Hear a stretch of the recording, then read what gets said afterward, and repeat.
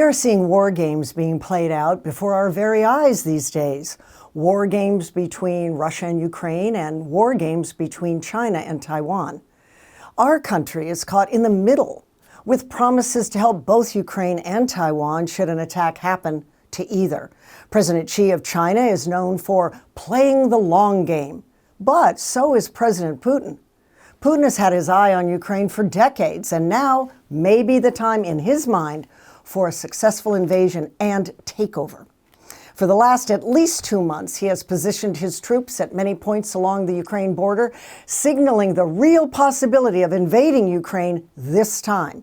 And this has raised alarm with NATO countries, including the United States. In turn, President Biden has warned of severe sanctions should Putin invade.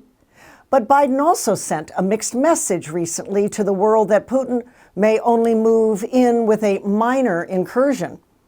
Experts reacted to that, saying there are no minor incursions by Russia into Ukraine. I'm Terry Gilberg, and this is Timeline with Terry. Today's Timeline topic, Putin's plans, Ukraine and the U.S. Be right back.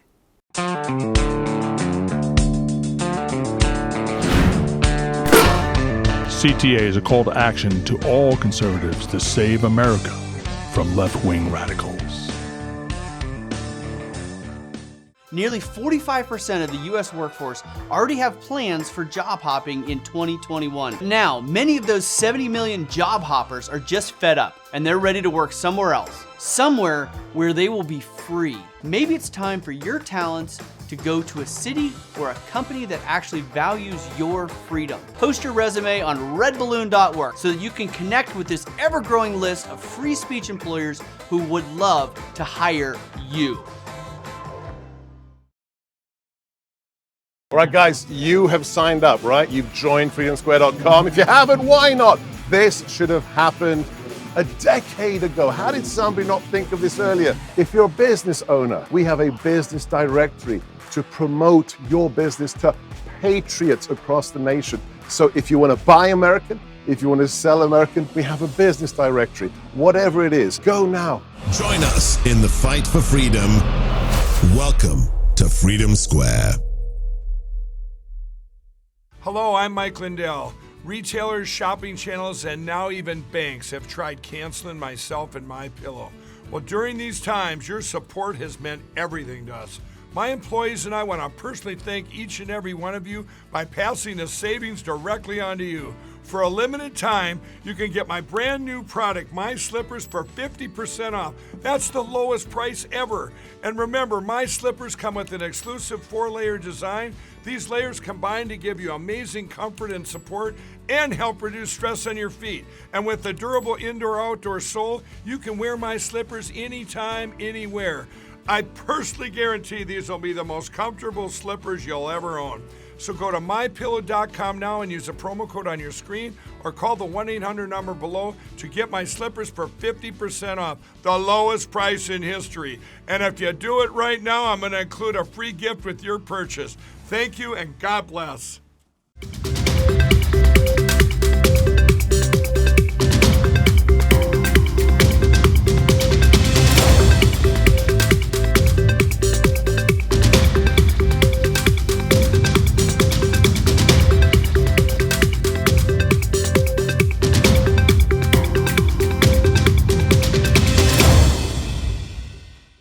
Welcome back to Timeline with Terry, the show that brings you expert guests to explain the current but complicated topics of our day.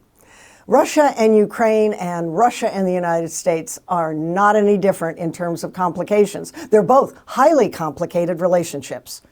To comment on today's developing story with Russia and Ukraine, and also to give some insight into Russia's secret plan over time, the long view, to defeat America as well, I've invited a former Russian-born U.S. intelligence expert.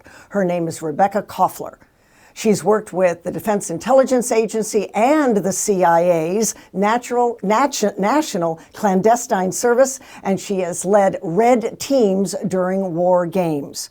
She has briefed the Pentagon and the White House and NATO on Russian affairs, and she is also, to her credit, the award winner of the National Intelligence Professional Award. Welcome, Rebecka. So nice to have you. Thank you, Terry. Okay, let's start in right away because you've got a huge resume. But before we get to all of that and before we get to your book, which is why I booked you for the show, I would like to know what the heck is leading a red team? What does that mean? Oh, well, you mentioned in the opening the war games unraveling right now in real life. Well, that's what we do in the intelligence community. We simulate a war. You know, red on blue. So blue being the United States, NATO, and the good guys, and red being, you know, the adversary, whether it's Russia, China. I see. You know, belligerents. Exactly. Okay. And so as a former intelligence officer and a specialist on Russian doctrine and strategy, I typically was on the red team, right? And sometimes I would lead red teams. And we would engage in a, in a war.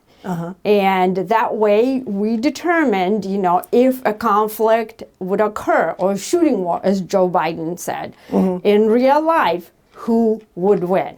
Now, when you engage this way, is it all mental exercises? Is it with a chalkboard? Do you go out in the field? Do you find a plot of land, a couple of acres, and you simulate boots on the ground? How does that work? So typically, it is what we call tabletop, right? It's mental, but also, scenarios, chart, graphs, chalkboards, everything. Well, now a lot of it is also computerized, right? Okay. And typically no boots on the ground, at least for that portion. I see. Right? And typically a very high level official or officials get briefed on the outcome of the games. It would be 4-star combatant commanders, such So they as, don't go out in the field, or they're not with you when you are engaging in these exercises. In other words, are you teaching them? No. That's not what the purpose is. The purpose is to brief them because they don't have much time. They would be like they would be spending all times in war games. In your resume, you have briefed the White House, NATO, the Pentagon. I mean, you're a big deal to national defense. I was actually one of the top 3 Russia experts in the entire intelligence community. Is that right? Because of and I brought something special to the table because I'm also Russian born, which means not only I speak the language, but I also understand the mindset. The mentality. Terry, the mentality of the Russian people and the Russian leaderships. And the culture. The culture. President Putin doesn't think like, President Biden. Russians don't think like Americans, right? It seems like a no-brainer, but this is exactly what is needed when you're part of the red team, because your decision calculus as a red team member is very different. So with the knowledge, in other words, with the knowledge of the belligerent, in this case of Russia, you come with that knowledge. So when you brief our officials in the military, you've got that perspective. Exactly. Okay. And that gives them an advantage, ammunition, to devise a counter strategy.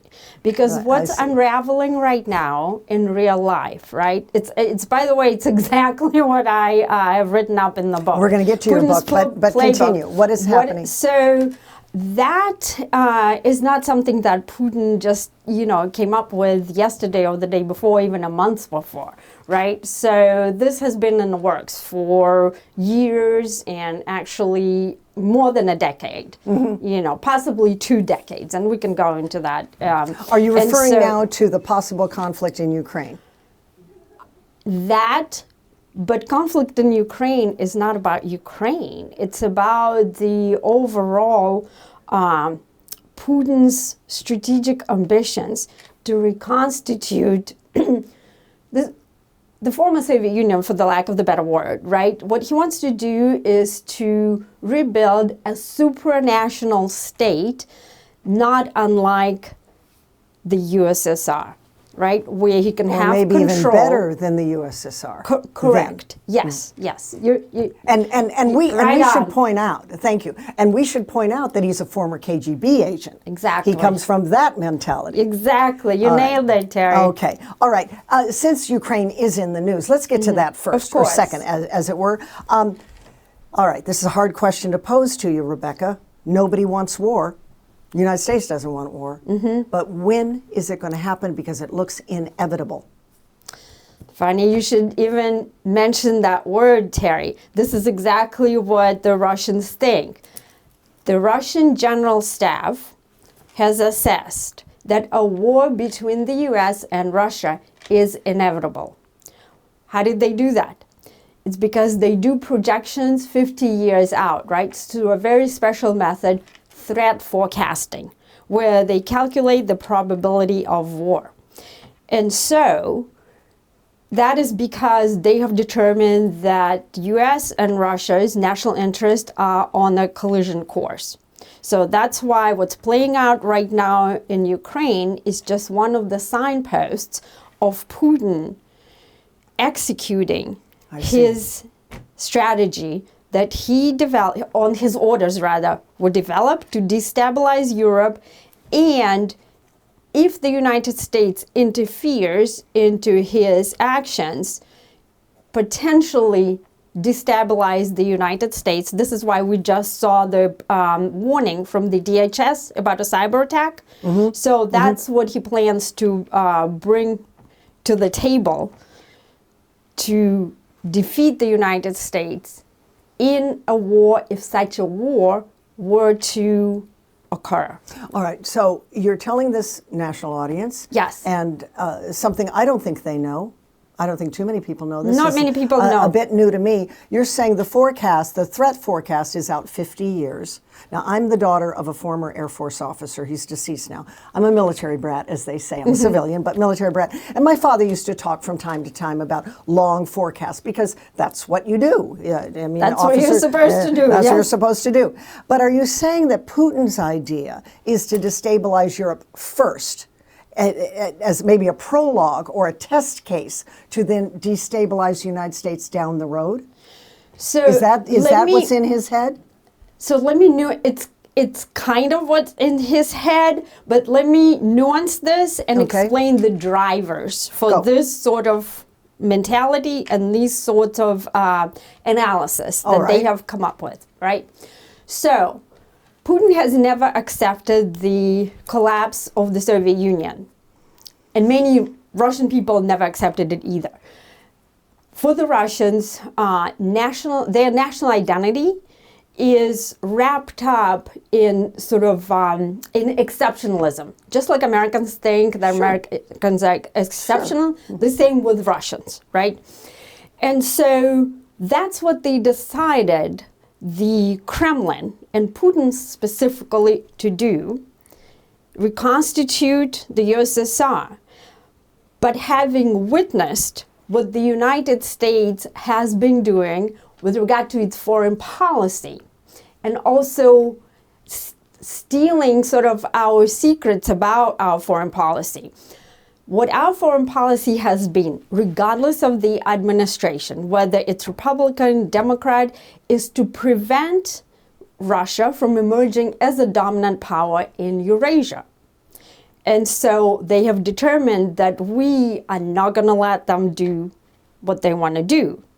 And so if that is the case, for example, if the United States intervenes in the conflict in Ukraine right now, even if Russia invades, that's when the destabilization process occurs. So Putin does not have like the master plan to destabilize Europe and the United States and do a shooting war unless we interfere with his master plan. Does that make sense? That's the trigger.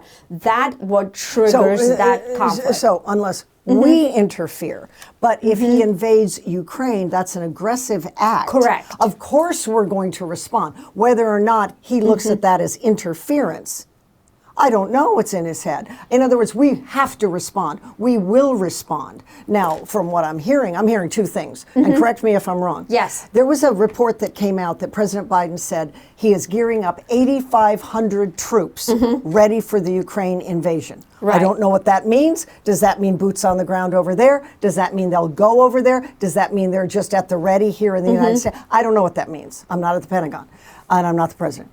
But then he also is essentially saying, because he talked out of both sides of his mouth Yes. of late, he also said, no, it's going to be ammunition we're going to help them with. It's going to be medical supplies we're going to help them with. We are not fighting their war. So which is it? Are we a helpmate, or are we helping them fight their war with troops? So it's very difficult to get into Biden's head. In fact, the Russians themselves are confused by Joe Biden. The Russian intelligence services have assessed that our President Biden's decision-making has been compromised by some cognitive difficulties and other things, such as, the Russians have been following very closely the Hunter Biden laptop story, right?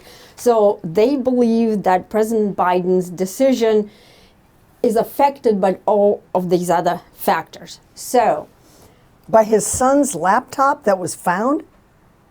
They corrupt believe the corrupt dealings. So they are confused about what President Biden is intending to do, but the net sum is this, Terry. The Russians are watching every, what we call in the INW, indications and warnings, right? Or the signpost of an escalating crisis. I understand. And they add all of these things up. What you just listed yourself a minute ago, 8,500 troops put on alert, evacuating Ukrainian embassy, preparing for potential cyber attack. That's the what DHS has announced, and they're looking at it, and they're trying to discern, just like we are trying to discern what's in Putin's head. Is he going to invade Ukraine? Sure. Is he going to do a strike from standoff distances, which they're perfectly capable of doing?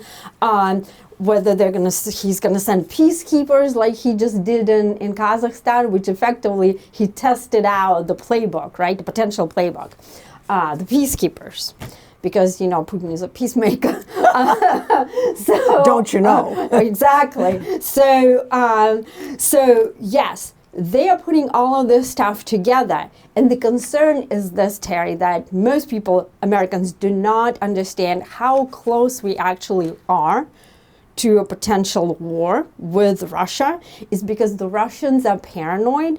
And this process that I described to you is they are adding all of these things, and they are wondering, is that a defensive action? Are we simply going, what you just said, be the Ukraine's pal and help them out?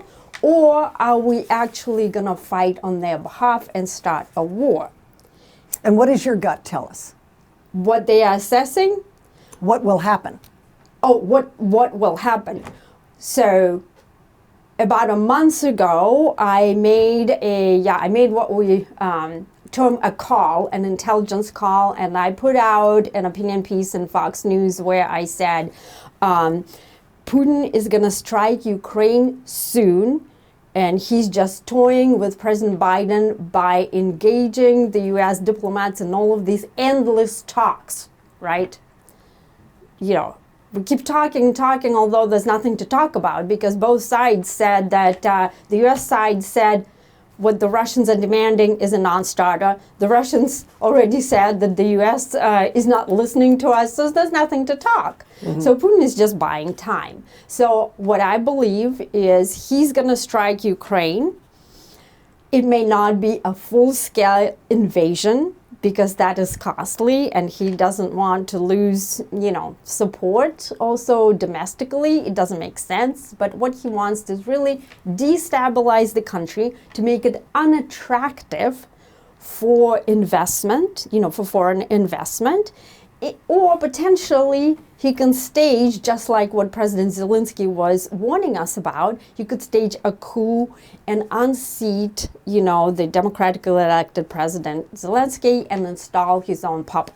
So these are the options. The force posture allows for multiple things. Putin is a very good tactician.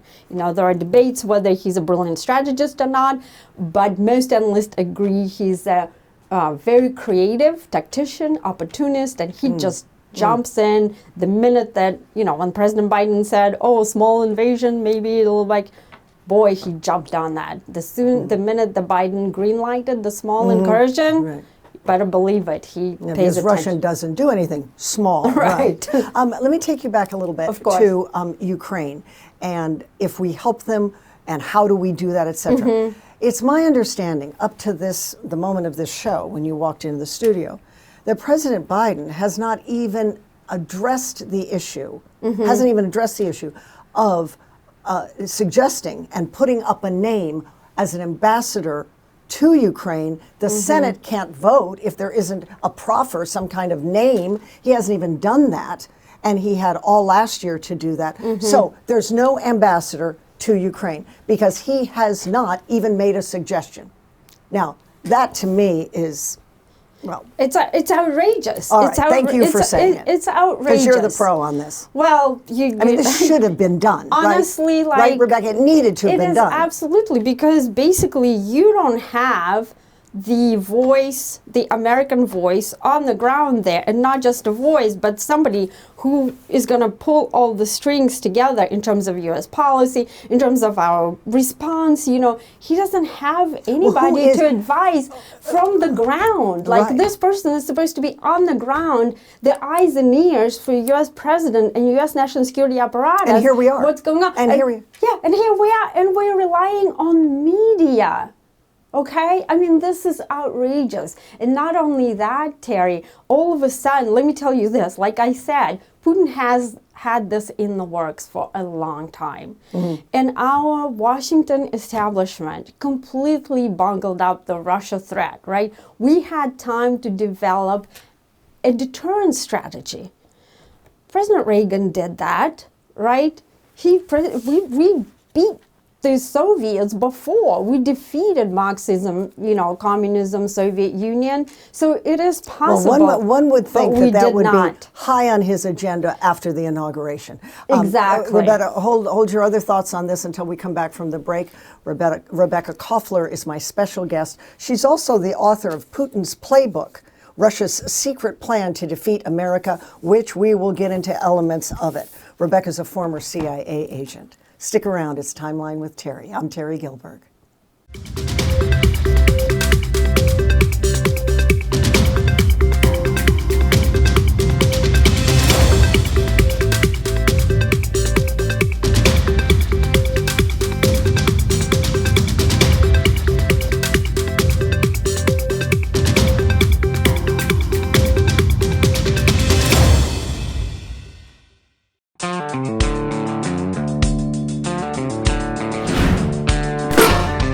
You're watching Conservative Television of America, working hard to stick socialism where the sun don't shine. Welcome to Red Balloon, the nation's first and only free speech job site. I'm Andrew, the founder and CEO, and I'm excited you're here. I called this service Red Balloon because balloons help you fly, especially if you tie a ton of them to a lawn chair. A little bit dangerous, a lot bit fun, kind of like looking for a new job. The mission of Red Balloon is to connect employers who still love freedom and want employees who love freedom to the millions of Americans now searching for jobs today, where they won't have to look over their shoulders and constantly be worried about being canceled. There are over 10 million open jobs today, the most in history, people. It's kind of a moment. I always wanted to provide a job site focused on introducing employers to employees who will be focused on job performance and work and not politics. Come on, America. Stop canceling each other. Let's get to work. Visit redballoon.work. We'd love to have you.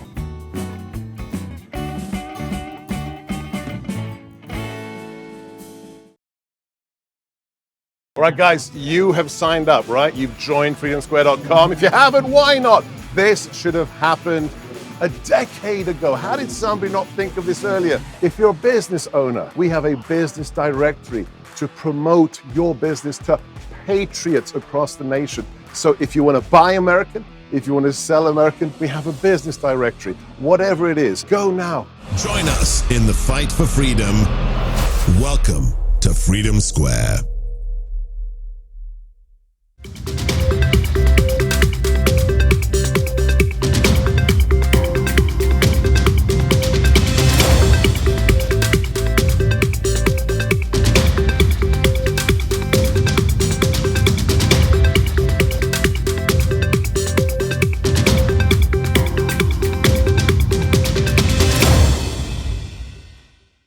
I'm Terry Gilberg. This is Timeline with Terry with former CIA agent Rebecka Koffler on Russia and Ukraine and Russia and the United States. Before the break, I was commenting that there is no set ambassador in Ukraine.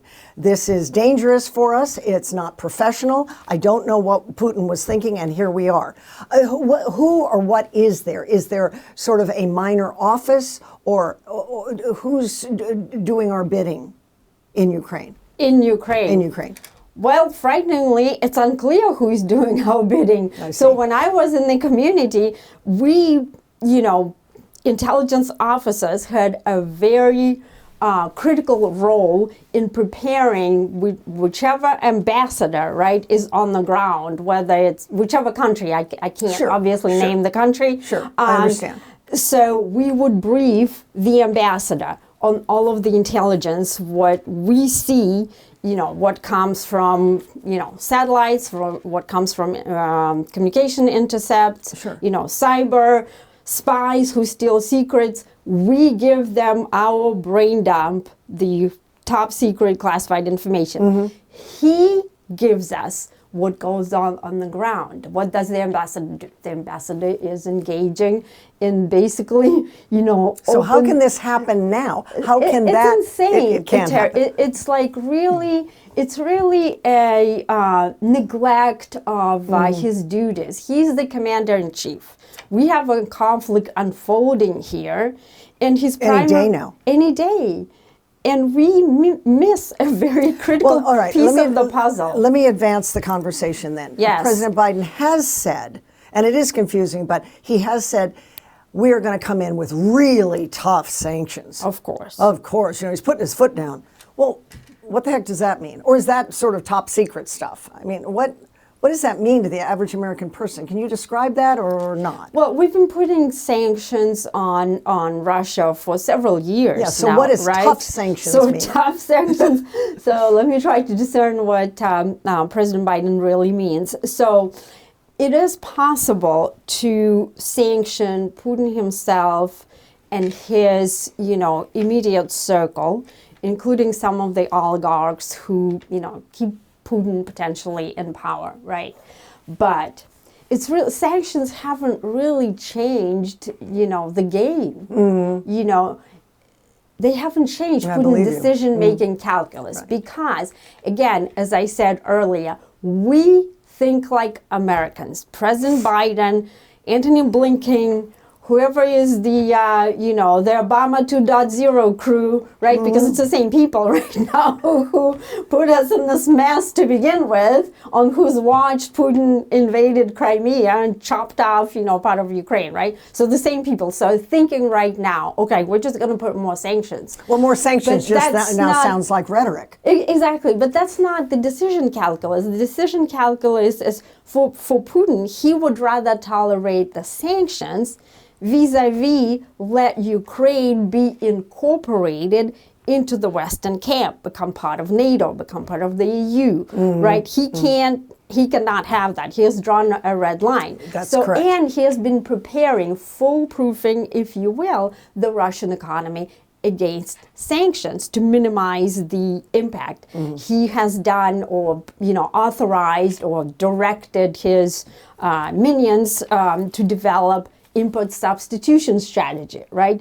So some sectors of the economy have even become stronger because instead of relying on foreign, know-how, technology, not with everything, because Russia is not technologically superior to us and Europe, no, but in some sectors, they've developed indigenous capabilities. So it's all part of the plan. Part of the plan. Tee that up, exactly. because if sanctions come, they'll be ready.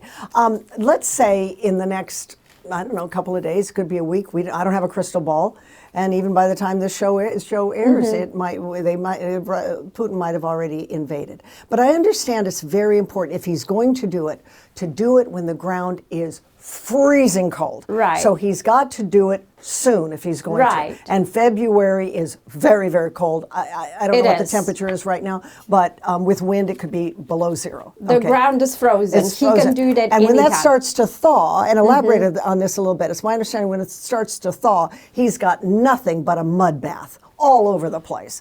And this is really tough to fight a war with mud up to your knees. It is. You're absolutely 100% correct.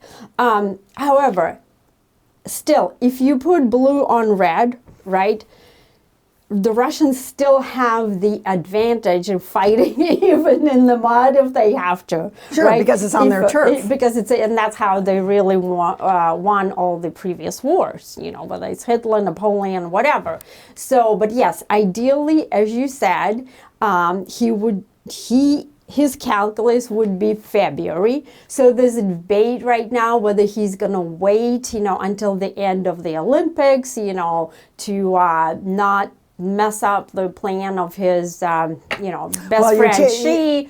But, remember what happened back in 2008. That was not an issue. He invaded Georgia, right? The Russia invaded Georgia. So you can't really, again, project American thinking on how Putin's think.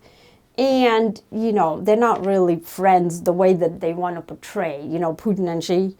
There's this belief how they are strategic partners. Well, that's not true. Not true. No. Well, you're teeing up my next question, which is this. There's a lot of talk among people who study this stuff, and I hear it because of being in media, that waiting until after the Olympics is over is part of the plan, which, let's see, the Olympics start, what is it, February 5th or something like that? I think it's. I remember it ends like on the 30th or something. And then it's so like 2.5 weeks or something like that. So he still has essentially the month of March, because February is a short month, March and April. Now, we don't know. You don't know. Nobody really knows what that strike will look like, what that invasion will look like. He may not even know himself right now because he's collecting But here's the question. Is there much truth to the possibility that the United States could be helping our friends in Ukraine and in Taiwan at the same time? That is to say, could we be looking at war on two fronts? War when President Xi perhaps invades Taiwan, strikes Taiwan, at the same time when President Putin is striking in Ukraine? Or is that just myth? Is that just rhetoric and talk? Well, no, it's not rhetoric and talk. It is plausible that Xi and Putin could coordinate activities, even though they're not friends, they're more like frenemies, right? And we can go into why. Well, they're frenemies against the enemy, the United States. There's a saying, exactly, you nailed it. So there's a saying in Russian, against whom are we going to be friends today, right? I see. So Russia and China are friends against us today.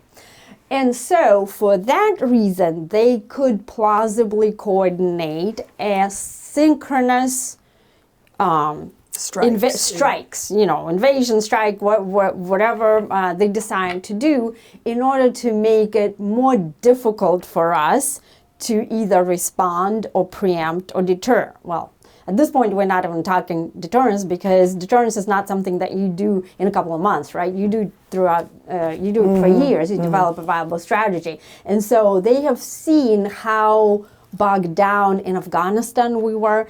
And Afghanistan, it's, after 20 years, we withdrew. And that was an adversary, a low-tech adversary, right? They didn't even have the regular army. It was, Taliban and insurgents, and we came in with superior high-tech weaponry, of and course. we were defeating by homemade gadgets, the IEDs, right? So when you're talking about nation states, the key, adversaries of the United States that Pentagon itself designated as a near-peer competitor, right? What does it mean?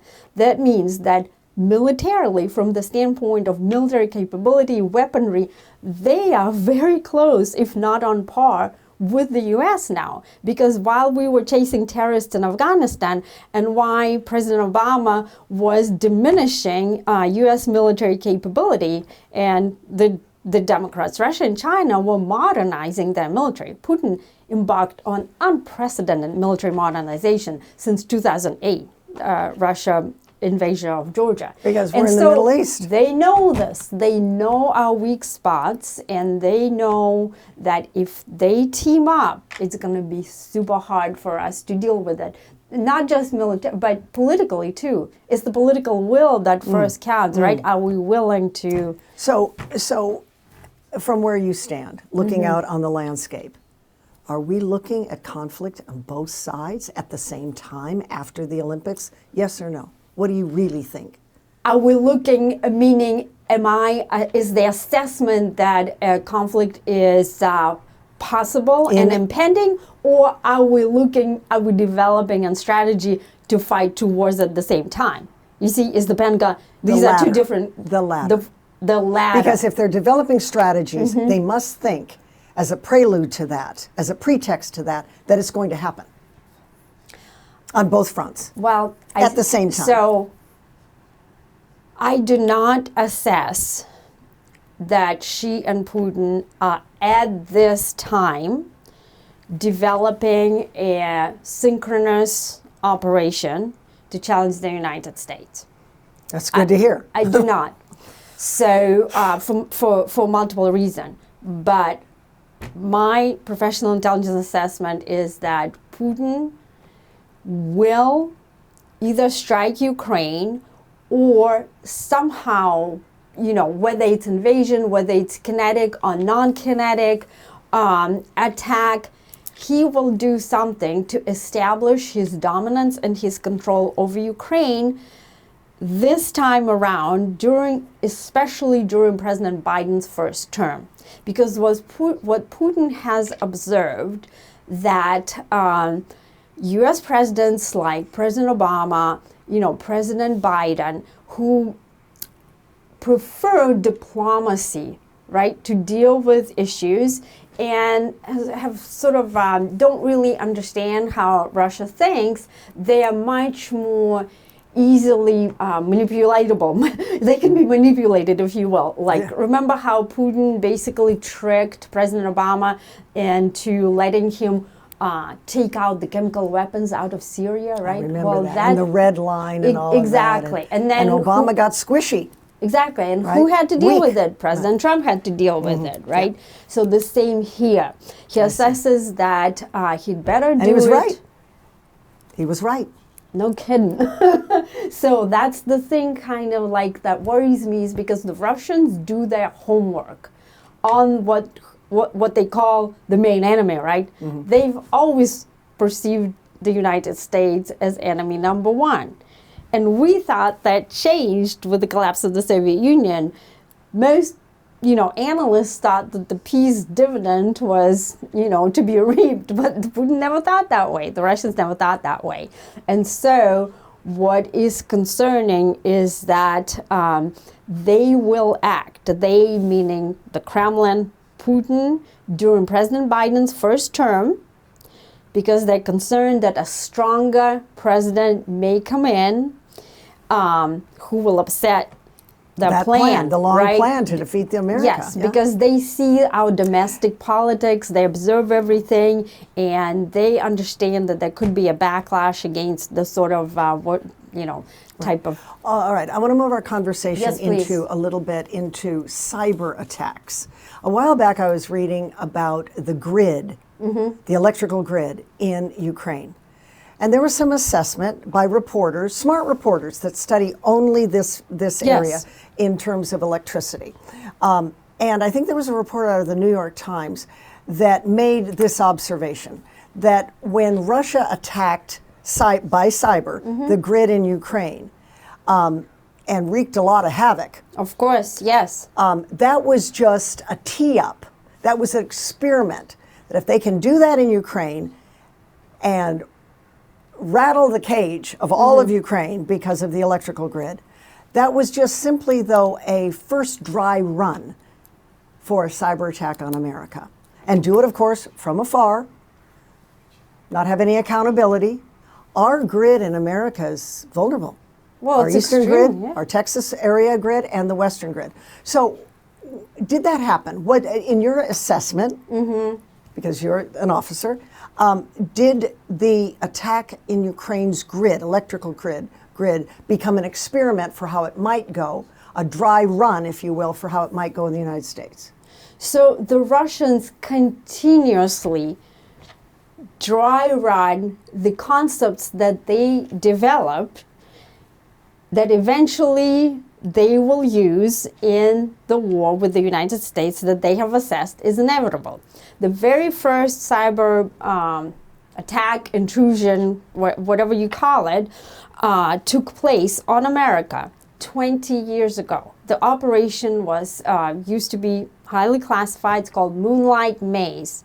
In late 90s, the Russians have penetrated scores of U.S. government agencies, both military and civilians, weapons labs, exfiltrated mountains of data, okay?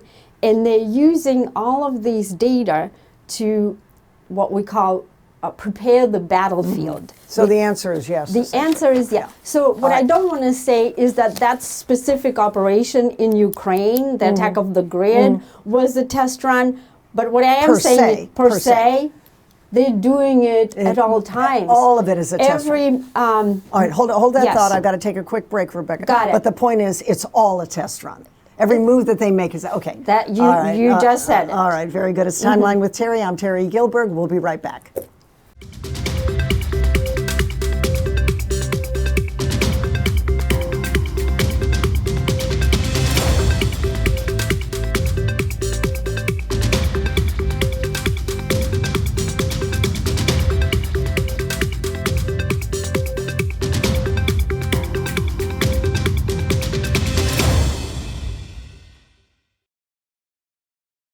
All right, guys, you have signed up, right? You've joined freedomsquare.com. If you haven't, why not?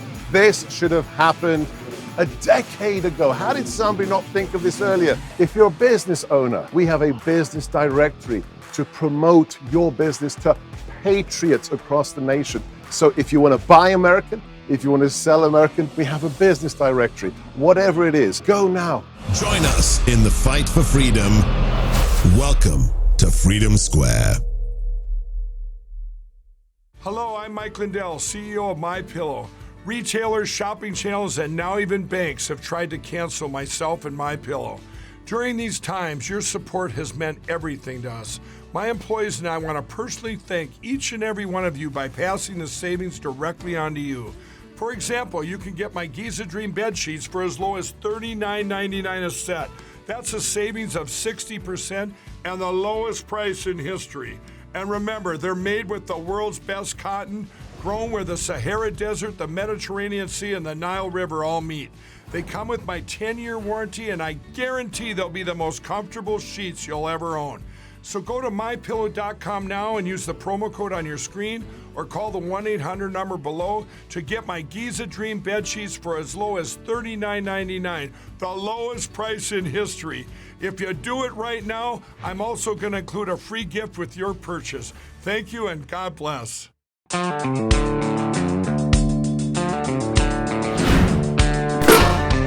You're watching Conservative Television of America, working hard to stick socialism where the sun don't shine. Welcome to Red Balloon, the nation's first and only free speech job site. I'm Andrew, the founder and CEO, and I'm excited you're here. I called this service Red Balloon because balloons help you fly, especially if you tie a ton of them to a lawn chair. A little bit dangerous, a lot bit fun, kind of like looking for a new job. The mission of Red Balloon is to connect employers who still love freedom and want employees who love freedom to the millions of Americans now searching for jobs today, where they won't have to look over their shoulders and constantly be worried about being canceled. There are over 10 million open jobs today, the most in history, people. It's kind of a moment. I always wanted to provide a job site focused on introducing employers to employees who will be focused on job performance and work and not politics. Come on, America. Stop canceling each other. Let's get to work. Visit redballoon.work. We'd love to have you.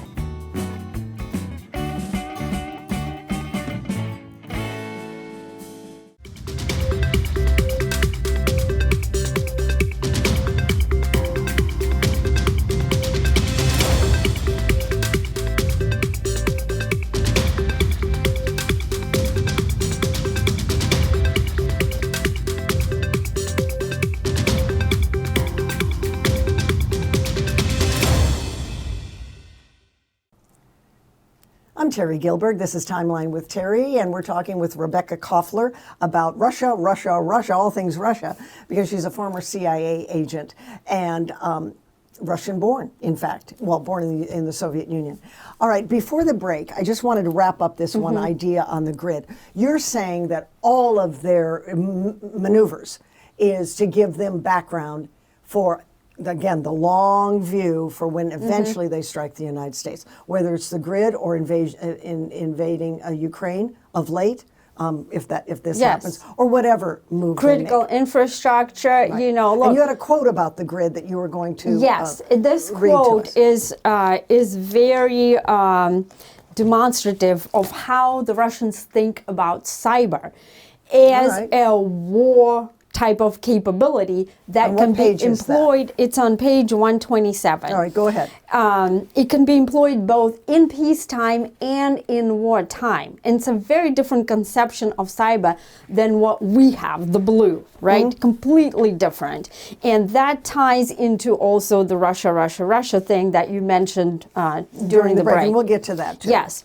So this comes from Putin's main cyber warfare, thought leader, the chief, the guy who is basically the brain trust of this, whole concept. Okay, read us the quote, Okay. and I'll follow. By inserting disinformation in publications, advocating extremist ideas, inciting racist and xenophobic flash mobs, conducting interstate computer attacks on the critical infrastructure targets that are vital for the functioning of a society, it is possible to heat up the situation in any country, all the way up to the point of social unrest. That's how they think about it. So there are two aspects to it. There's a technical aspect, an actual cyber attack on computer networks, but it is also an attack on human minds. It's basically implanting the virus in American minds. So the chapter I titled Cyber Weapons Waging War on US Networks and American Minds. And that's what happened back in 2016 during the election interference, right? That Well, was let's talk about that, and then I would like you to talk about when you wrote this book and how, well, you had some, shall I say, censorship of the book. And what I mean by that is Yes. just look at the pages here Well, that are blackened out because the you were cyber- you were not allowed to print them. Right. But before we get to that, Yes, all right. yes. So Russia was all the talk in the build-up to Yes. 2016 and past 2016. Yes. And we know that President Trump was not a target or was not an agent for Putin. Correct. And he was a victim of all of this. Exactly. But the Hillary Clinton campaign sure made Russia the catalyst, I guess, Yes. might be the best word, and revved up the fear about Russia, and wreaked havoc on his campaign, even though he still won. And this is still being flushed out. It's being flushed out with special counsel John Durham. Exactly. And he's looking at the pretext, the preface, I guess, to the Mueller report. And think of the millions of dollars we spent on that. Comment a little bit from your point of view on what you saw as this was unfolding. And it's continuing to unfold. There's only been 3 indictments, and I suspect others are coming. Yes. So basically, Putin achieved what he wanted to achieve, and that is to destabilize our society, right? The Russians did try to intervene in 2016 presidential election, but not for the reasons that the intelligence community assessed it did. And remember who was in charge in the intelligence community at that point. It was Obama's appointees, James Clapper, the director of national intelligence, James Comey, the FBI director, and John Brennan. These are corrupt officials who concocted, based on Hillary Clinton's pass, so to speak, right? The whole collusion science fiction. Nothing could be further from the truth. That is just not what Putin wanted, and that's not... So would you be fair to say that Hillary, Camp Hillary, Yes. glommed on to the fact that they had already tried to destabilize us with all of their cyber techies and their hackers? Yes. And because that was going on at the time, she sees an entry point Yes. to use this, and also what we're finding out of late, and I do believe this, is that as the emphasis at the time was on her Hotmail, it was a perfect segue Yes. to say Russia, Russia, Russia, and of course it was the Steele dossier, and it was Christopher Steele, and President Trump had dalliances, shall I say that, of women in Moscow hotels, and all the rest. Yes. Which so she glommed onto that. Am I right to say that? Absolutely. And basically, the American people became the targets of a double whammy, right? One is Putin's playbook, right? That's what the Russians did. They hacked the DNC servers. They leaked all of the information because they knew that the voters are going to be, upset. So, but they played both sides. Of course. Right? Yeah. They played both sides. And then the second hit came from our own, intelligence community, Clinton, people who worked for the FBI concocting the Steele dossier. Anyone who read that Steele dossier would know that it's just fake, right? And this is why, it wasn't, they didn't brief it within the intelligence community because we're not stupid. Anybody, any intel analyst who would see that, no, that's a joke, right? And yet they decided to all through poor Exactly. Carter Page, and it was played through Lisa Page and Terrible. and Strzok, and I mean, and it was a vehicle to get warrants in the FISA court, and on and on and on. I mean, you would think that our officials, and I point to James Comey and Andrew McCabe and others, would have said, okay, stop. This snowball is getting And they didn't. out of control here. And they didn't. Because they were part of it. They effectively weaponized. Yeah, but there was a point, I think, when they could have backpedaled. They could have, but they didn't, right? No, they didn't. They have weaponized the powers of the state, right? The sort of the sacred tools that we have, the intelligence has, that are supposed to be used against U.S. adversaries, right? The foreign, threats to collect intelligence, and they use that to spy on American citizens. Still is unbelievable. It's unbelievable. It's what I grew up with, right? When I was growing up, we assumed that the government... And here we have a mirror effect. It's frightening to me, honestly, Terry, that my adopted homeland, America, the land of justice and freedom and opportunity that my parents sent me to, is now turning effectively into USSR 2.0. When these officials, are weaponizing, the state is weaponizing its tool against the individuals, against American citizens, whether it's Carter Page. Remember Tucker Carlson, right? The NSA, there were a report that the Fox News host, that NSA was spying on him. Do you remember that case? Oh, I do remember it. I mean, this is not, and these are things that we know. And there were okay? other reporters as well. But those were the reporters so-called on the right. All the other media was talking about Russia, Russia, Russia every single night, and bringing Democrat congressmen and women on every single night. I remember Adam Schiff, I think, was the worst in my opinion, because he basically lied to the American people. He said, I have proof, night after night after night after night after night after night. All right, let's talk about your book, which is very good. All of the things we've been talking about really is in your book, more or less. What struck me, and I think our audience should know, is when you flip through the book before you even start to read it, it's all this redaction. Look at this, for example. Yeah. Can the camera pick that up? Look at that. Look at this. Look at this. Okay. So I read about this. Oh, yeah, no kidding. So I read about this, and I'm thinking, who did that? Who oversaw? And I'm sure as an agent, you have to have some overseers, so secrets don't leak out. But somebody's putting the black Sharpie through your work, and yet you said go to press with it. Why? So I'll tell you why. And just to say, the chapter on election sabotage, that's where like the most of this occurred, what page is that? This is on 185. All right. Like that's how the chapter begins. Show that to your camera. So what happened is this. So as intelligence officers, we have an obligation to protect our secrets, right? Which is an honorable obligation.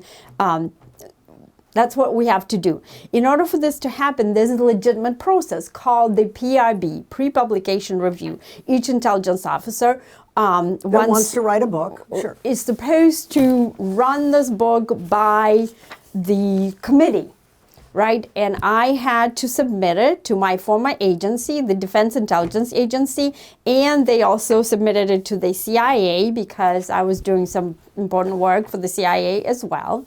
And so first they wouldn't respond, right? And to slow up the publication process.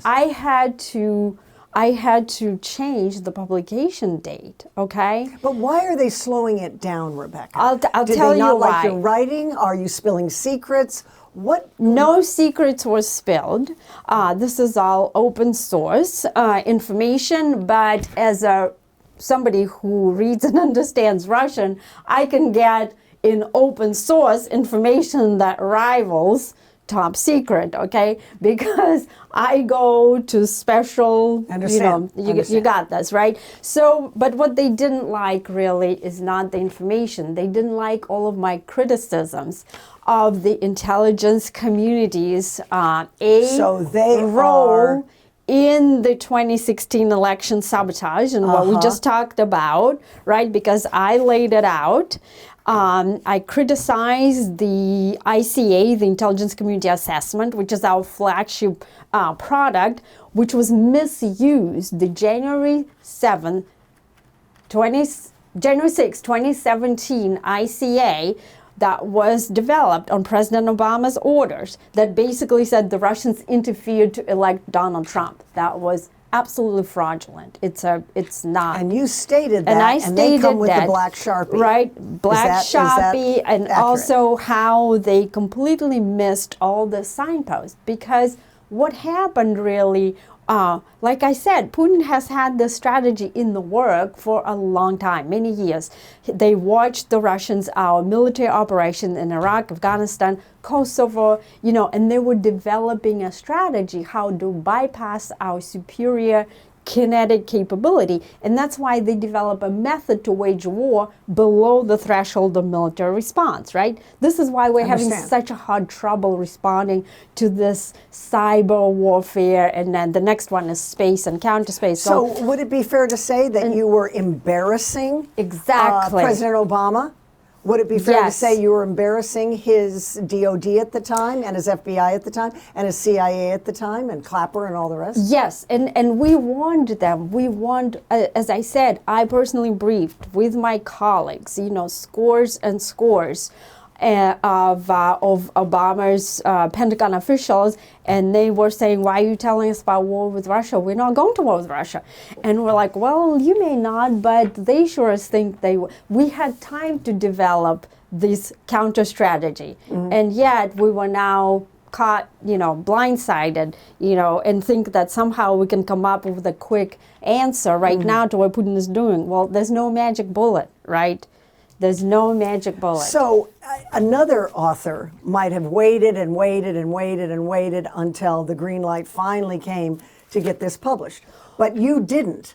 You said, okay, you want to black out this? Very good. Let's publish it anyway.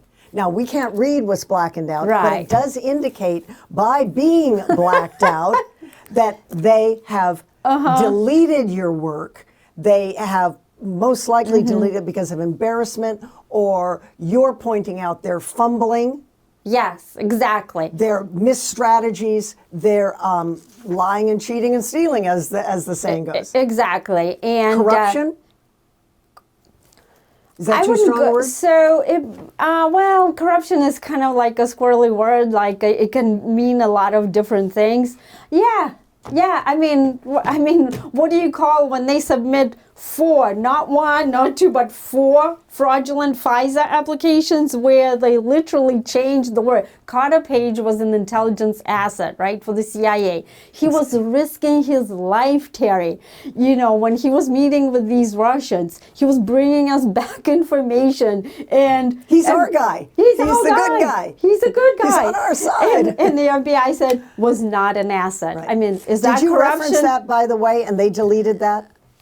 I don't remember that one specifically. It's possible, but I wrote an op-ed in Town Hall called "Top Secret Soup: How U.S. Government Tried to Censor My Book," where I kind of give a sense what they deleted. I can't obviously say, I don't want to go to jail. I can't say what's behind these, but it's not classified information. I must say, Rebecca, this is the first book I've looked at, and I get a lot of books sent to me. And generally my pattern is to, go through, let me see, much of what, a lot of notes, what is this? Yes, What's yes, this? What's exactly. this? Yes. Oh, wait a minute, what is that? Yeah. It's all through it. Look at- It's all through this. So it was intriguing to me to learn in the press release that came to me about this book that you chose get it to press anyway. And even though we can't see what's there, it does indicate that they are covering up, because they're the superior that has to agree that it can go to publication. And it wasn't top secret stuff. No. It was their own fumble and maybe, half-truths, lies, deceit.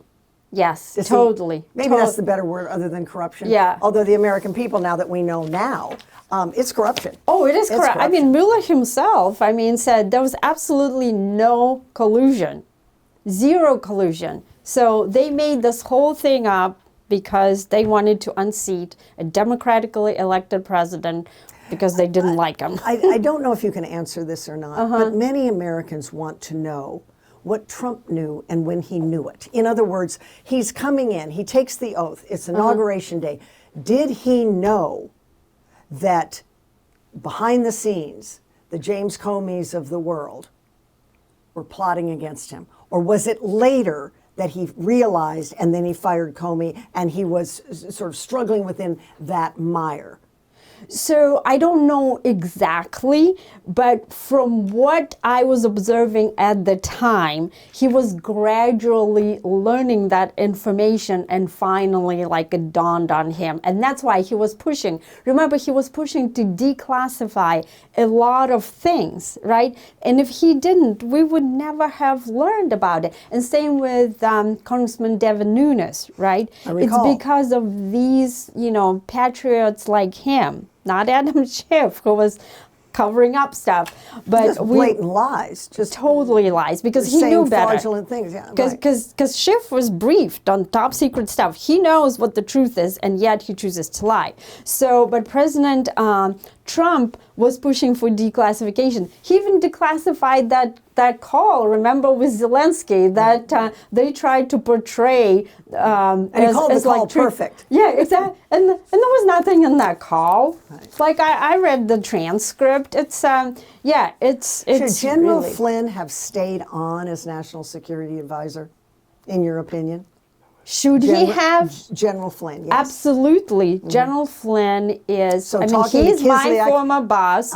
He is an honorable American who served, for 3 decades, as an army officer. He was in Afghanistan. He was very, very effective. He developed a very, very effective strategy. Why didn't he fight longer to hold on to his position, Rebecca? Because it was in that interim period. He can say hello to Kislyak. I think most Americans know that now. In fact, he's ready to jump into the job. It was over the holidays. Exactly. And also, again, remember, just like with Carter Page, when intel people talk with foreign, unless you're obviously a spy, right? Of course. When you talk to foreign leaders, you get information from them that you put back into our main, database. You write a report. You know what they are saying to you, right? You can observe their demeanor, what we call atmospherics. Right? You get the tone. You get depending on whether it's face to face or whatever. So the vibe. So that's why General Flynn. Of course, he should have talked with Kislyak. That's what we do, especially military intelligence. We go to embassies, to parties, and we collect intelligence. That's what he did. That's the name and of the all game. of a sudden, that whole apparatus has weaponized all of the tools against General Flynn, who's it's just heartbreaking. In your opinion, and heartbreaking. I know it's water under the bridge at this point, but in your opinion, should President Trump have fought harder for him? And was he capable, because he was brand new in the job himself, Rebecca? Exactly. It's not my place. I trust President Trump made the right decision. Several people. Did he have to do that? He probably did. I don't know. Okay, but a lot of people, what would you call that? There's a phrase. People use the phrase "the deep state," right? Having served, I actually believe that there is such a thing. Maybe they're not organized, but there is a concerted effort to push out people who are viewed as a threat to the bureaucracy, right? And General Flynn definitely was viewed as a threat. He tried to reorganize my former, agency, the DIA. He tried to really reorganize the intelligence community, and he was a threat to these people, so they went after him. But he's not the only one, right? They went after many, many other people who were forced out, and I know several people who were forced out of the Trump administration, honorable people, right? And yet, and President Trump had to do the job, he had the responsibility with the American people to govern, and keep order in the country. He couldn't be distracted, even though General Flynn, such a good person. He did try to support him, but what are you going to do? Is there any hope in your mind of cleaning out the deep state? Or, as I've said before on another show, do we just switch out the alligators? Get in the alligators that you want because you don't like those alligators, but it's always going to be a deep state. I think maybe it's tough. I needed to say the deep swamp. The maybe deep swamp, yes. If somebody were to do it, it would have been President Trump. And remember what they did to him, because they were really scared of him. So if he couldn't do it, I don't know who else could drain the swamp. I don't know, Terry. It's a tough one. It's a tough one. Before, in the time that we have left, do you see, I love this question, America's steps toward a socialist agenda as imitating life in the Soviet Union? You commented on that a little bit before. I said it kind of mirrors. Are we in socialism, or are we now getting into Marxism in America? First of all, on your first question, 100% I see similarities, 100%. And it frightens me that my adopted homeland is transforming into the country that I fled 30 years ago, right? And so to me, like the debate, socialism versus Marxism, it's semantics, because one is the step to the next one, right? To me, socialism, Marxism, it's one and the same, really. And so what I see right now going on in our country is, censorship, the cancel culture, right? Suppression of free speech, suppression of religious views. Christians are out the door. Exactly. Christians out Jews the are door. out the door. Exactly. And so all the indoctrination in schools, in military academies, and anybody who speaks up, right? CRT. CRT, right?